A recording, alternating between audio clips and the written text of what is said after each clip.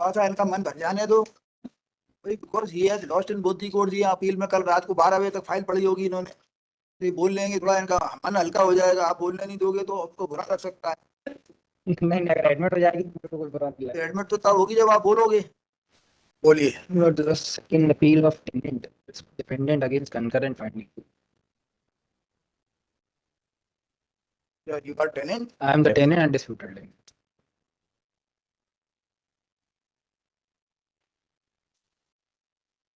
You have lost in both the court. Both. Despite of the fact that both the suit court कौन से ground पर था? केवल इनके छोटे बेटे को अकोमोडेशन चाहिए जिसमें भी हो। जो दावा था वो कौन से ग्राउंड पर? 12F केवल कि हाँ दावा एफ पे था और एफ पे ही डिग्री हुआ है। हाँ, एफ पे डिग्री हुआ। दावा और किसी ग्राउंड पर नहीं था। केवल इसी पॉइंट पे था कि हम एक शॉप चाहिए छोटे लड़के के लिए। कितनी बड़ी है शॉप पे नहीं मालूम हो तो मत बताओ सर। जस्ट ये सब जरूरत पड़ती है जानने की जब अल्टरनेटिव अकोमोडेशन की बहस करता हूं, इसलिए मैं पूछता हूँ कितनी बड़ी है। नहीं, वो बहस है। ये रिलीवेंट तब हो जाता है जब आप alternative availability of alternative accommodation की बहस करते हो। ये नहीं कर रहे तो कोई बात नहीं, एक ही दुकान है, कोई बात ही नहीं। वही मेरा बड़ी हो दोनों कोर्ट में प्रूव हुआ है सर, बोनाफाइड रिक्वायरमेंट प्रूव हुआ तब तो यहाँ पर जस्ट सेकंड ये प्रूव होगा तभी तो यहाँ आए। कोई बात नहीं। तो ये इनके पास कितनी दुकान है? एक ही दुकान है? ज्यादा है? जाता है या अनडिस्प्यूटेड फैक्ट है कि ज्यादा है तभी तो पूछा दुकान कितनी बड़ी है। Just It is relevant factor whenever you are saying that he is in possession of several other alternative accommodations. यदि आप तब आपको देखने की जरूरत पड़ जाती है दुकान कितनी बड़ी है और दूसरी वाली दुकानें कितनी बड़ी बड़ी है। जी एक सेकंड में बता आपके दोस्तों को पैरा 29 में बोला है। पैरा 29 आप जी बता दीजिए ना कितनी? 15x10 जी। 15/10 की है ये जो मेजरमेंट है शॉप की जो है वो 238.68 है as per their own application. 15/10 है कि 30? बेसमेंट 15x10 है। ये इनका खुद की एप्लीकेशन। बेसमेंट भी आपके पास और इसके ऊपर भी है? जी हम ऊपर 10 का बेसमेंट है जी। नहीं तो बेसमेंट जो है नीचे वाला भी आप पे ही है? जी इनका ओनरशिप पे है। मैं नीचे दुकान चला रहा हूँ, ऊपर रह रहा हूँ।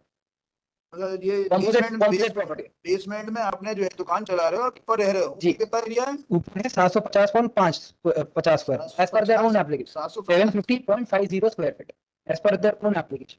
तो ये दोनों खाली करने का आदेश हुआ है? जी जी पूरा नीचे पूरा खाली करने। तो आपको कंपोजिट नीड के लिए दिया गया था? जी मतलब ये जो है ई और एफ का दावा हो गया ना। वो केवल वो जो एप्लीकेशन अगर आप देखेंगे वो केवल इसी ग्राउंड पे थी कि मेरे अल्टीमेटली प्रॉपर्टी जो है रेसिडेंस का इशू नहीं था।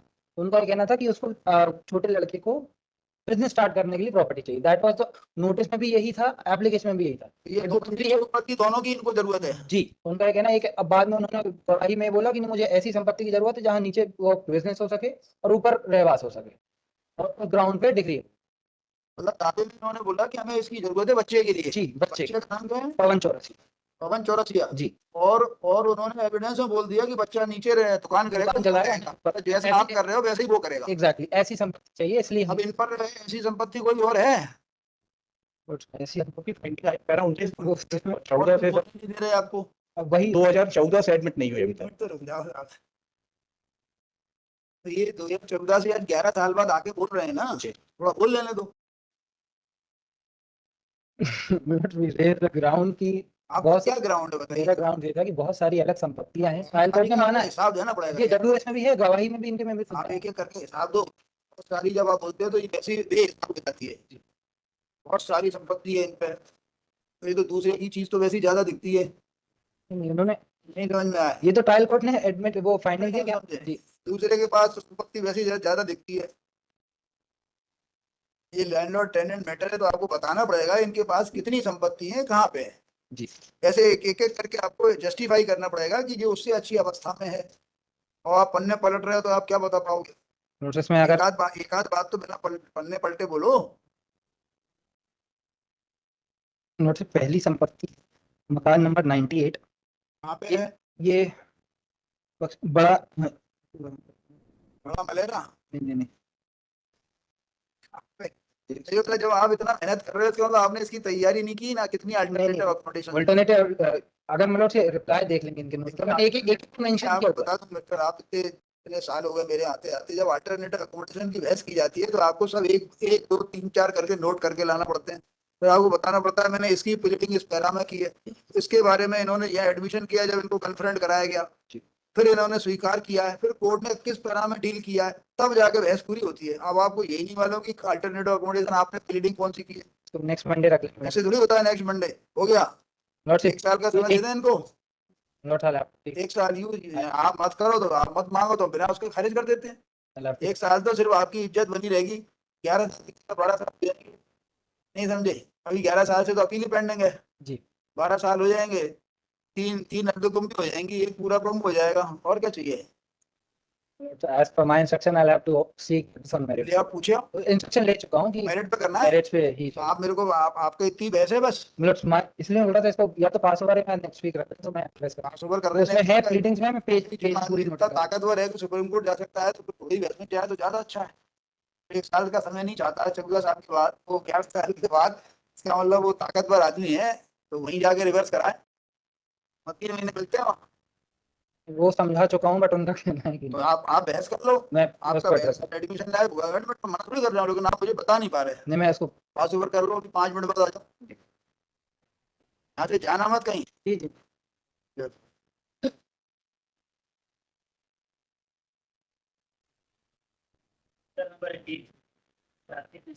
मतलब इसमें हमने 2 आईए मूव की है, मतलब इसमें 2 कनेक्टेड मैटर हैं, दोनों लगे हुए हैं। तो 80.1 में जो मैटर है मतलब शाहिद मंजूर 18 में ना, 18 2 कनेक्टेड मैटर हैं, एक 18 और एक 18 देख लिया ना, एक इसरा तो जहाँ है और जी, एक जी। शाहिद है, तो आप शाहिद में बहस कर रहे हैं। जी मैं दोनों में करूंगा सर। शाहिद मंजूर में ऑर्डर हुआ था, कोर्ट ऑर्डर था, तो कोर्ट ऑर्डर में कहा गया था मर्डर में मामला यह है कि हमारा जो घर है वो डिमोलिश कर दिया गया था, और जो WP में ऑर्डर ये हुआ था कि कलेक्टर जो है वो रिहेबिलिटेशन प्लान बनाएगा और उसको फॉरवर्ड करेगा, और गवर्नमेंट जो है उसको ये ना जरा क्या लिखा है, प्लान।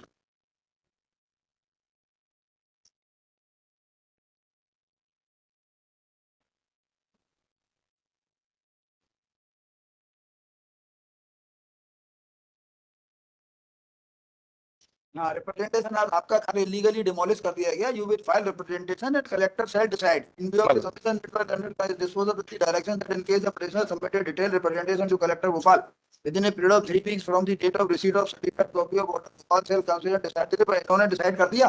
बस रिप्रेजेंटेशन डिसाइड हो गया। बेसिकली इन्होंने जो पीएम आवास योजना वाला इशू रहता है उसमें इन्होंने प्रॉपर्टी मकान लेने से मना कर दिया है। नाउ मतलब द इशू पर्टेन्स टू कि इनको कंपनसेशन देना रहेगा, तो मतलब कंपनसेशन के लिए we have made a note sheet that is pending because recently तो आप कंपनसेशन देना चाह रहे हैं, मतलब कंपनसेशन के लिए है मतलब कितना देंगे आप दे दें। 14 से 24 तो आ गया, आप क्या मतलब जिन्होंने अभी पिछले इनके कुंभ के बाद देंगे मतलब ये दिसंबर में इन्होंने मना किया कि इनको पीएम आवास योजना के अंतर्गत का ऑर्डर चल रहा है कंपनसेशन का। आप पीएम आवास योजना में जा रहे हो, इनको तो कंपनसेशन चाहिए, वो दो, मतलब इतना तो मत दो। द ऑर्डर वाज रिहैबिलिटेड, एक कलेक्टर रिहैबिलिटेशन का प्रोसेस बनाएगा, स्टेट गवर्नमेंट को फॉरवर्ड करेगा। That has been now in pursuance to the demolition, we were required to grant them alternative accommodation under PM Awas Yojana. That has been proposed to the concerned petitioners.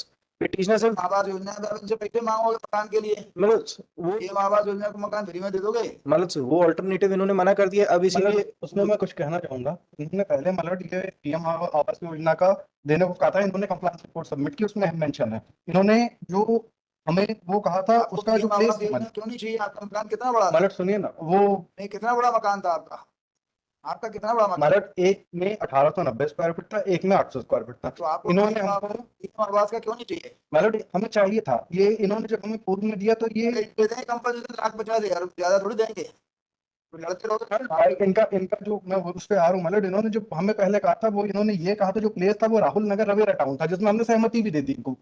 सहमति देने के बाद मतलब ये इन्होंने 2022 में कंप्लायंस रिपोर्ट सबमिट कर दी, अभी 2024 मई में मतलब इन्होंने प्लेस ही चेंज कर दिया। वो तो दूसरा ऑप्शन हमको ये दिया गया कि बाजार मूल्य से आप उसका पैसा ले लीजिए, तो ये बार बार चेंज करेंगे और देंगे नहीं, मतलब ये 2014 से दे रहे हैं, जिसके दस्तावेज में दिखा देखिए हमें कोई मतलब नहीं है, 5/2/14 के ऑर्डर की जो कंप्लायंस कब करना है आप कर दो। मतलब रिसेंटली इन्होंने जो एप्लीकेशन फाइल की, इनको तो प्रेजेंट इनकम्बेंट को रिकॉर्ड पे लेना रहेगा, वो पेंडिंग है। पहले ये रिकॉर्ड पे कलेक्टर नया आ गया ना वहाँ पे, both the parties are required. तो अपना डिसाइड कर दो।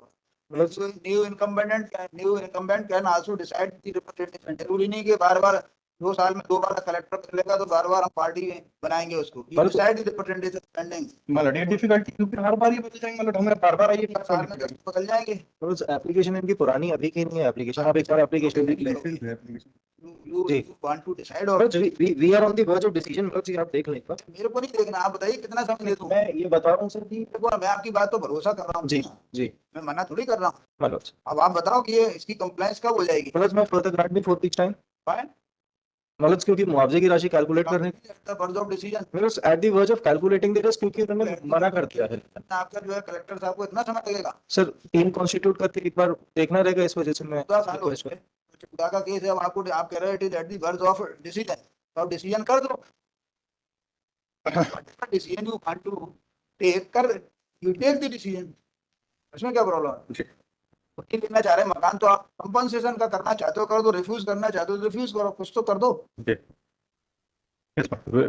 for some time may be granted, my lord, because कह रहे हैं 4 सप्ताह, अभी 14 वाले केस में 4 सप्ताह। सर इसमें एक सर इन्होंने आईए भी मूव की है for bringing the current incumbent. अब तो आपको तो सब पता है ना, यू डिसाइड। जी मैं आदमी आना रिकॉर्ड तो लेना जरूरी थोड़ी है। सर एप्लीकेशन लगाई सर, उसको यदि मूव करते हैं तो हम उनकी तरफ से इंस्ट्रक्शन ले लेते हैं। You decide this representation. आप अपने आपके सामने कर लेंगे। आपकी last order sheet, last order sheet कौन सी डेट की लिखी है आपने जो आपके पास है। जी सर ये अलग अलग डेट्स पे नहीं, आखिरी कौन सी डेट का है, यानी कि नए कलेक्टर साहब की जानकारी में होगा। हाँ हाँ उनकी जानकारी में। उनकी जानकारी में नया जी, लेटर है तो फिर जी। काय के लिए नए आदमी लाना। मान लेंगे यू हैव डिसाइडेड। इसको अगले हफ्ते कराते हैं, उनको फोर्स डालो जल्दी डिसाइड करो। अच्छी बात होती है ये केस। रिहेबिलिटेशन का इशू है सर एक्चुअली। तो वो तो रिप्रेजेंटेशन का तो मना कर रहे हैं, इनको नहीं जाना उसमें। जी वेलफेयर मेजर में कोर्ट ने ऑर्डर किया था। भाई देखिए पहले हमारा प्रयास ये था कि सर हम पूरा ही सेटल करके वो नए घर वगैरह सब प्रोवाइड करते हैं। तो आप कर दो। वो नहीं चाहते क्या? मतलब उसमें हमारे हमने सहमति दी थी, परंतु इन्होंने वो प्लेस ही बदल दिया, मतलब जिसमें हमने सहमति दी थी नाउ ये नहीं मतलब दे रहे प्लेस चेंज कर दिया। आपने पहले इसको ऑफर किया, उसमें आपने इन्होंने सहमति दी थी। भाई that place has been change. Sir वो कई चीजें सर ऐसा है कि सर लैंड आज की डेट में भोपाल में रिहेबिलिटेशन का इशू है सर। हर समय हर चीजें हो सकता है फिजिबल ना हो उस समय गवर्नमेंट के लिए। लेबर के कोई बड़ा आदमी आ गया होगा उसको दे दिया। नहीं नहीं ऐसा नहीं है सर, वो रिहेबिलिटेशन के लिए बहुत सारी चीजें रहती है। अरे भोपाल में तो सारे ही बड़े आदमी हैं, कोई बड़ा आदमी आया होगा उसको इसकी जगह उसको दे दिया। सर इसमें 2 हफ्ते का समय दे सर, एक कंसोलिडेटेड हमें As period by learned counsel for the respondent 2 weeks, further 2 weeks time is granted to comply with the order under best period list after 2 weeks। तारीख बता दी कब लगा दें, 8 तारीख लगा दें, फिर 2 वीक हो जाएंगे। या उसके बाद वाले हफ्ते में कर देते हैं। 3 वीक्स कर दीजिए, 15 तारीख लगा दीजिए। मतलब इसमें एक आईए भी मूव की थी, एक जो पिटिशनर पर उनकी डेथ हो गई थी तो उसको अलाउ करते हैं हम। आइए बताइए कौन सी है। मतलब ये 19/13/2014 में आईए नंबर है 19/13/2014 में आइए नंबर है 12083। Deleting party. जी मतलब उनकी डेथ हो गई, आप ऐड करना चाहते हो डिलीट करना चाहते डिलीट करना चाहते हैं, मतलब डेथ हो? होती है डिलीट दोनों अलाउ कर दें। हाँ कर लिख दो 12/075/25 और अलग कर देना, 12/083 अलग कर देना। अपॉन ड्यू कंसीडरेशन, ये दोनों साथ में लिख देना। Upon due consideration both the application for rate out and disposal with the direction to learned counsel for the petitioner to carry out necessary amendment in the memo within a period of 3 working days। I number so and so फिर इनका लिख देना। दोनों बता दें, दोनों का case में सेम आई। ऐसा है, जी जी सेम ही इशू है, सेम एक साथ ही रहते हैं, ऑर्डर्स भी सेम है। दोनों में एडिंग डिलीटिंग है क्या?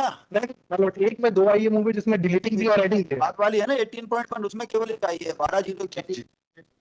तो कैसे ठीक है। हाँ ठीक है।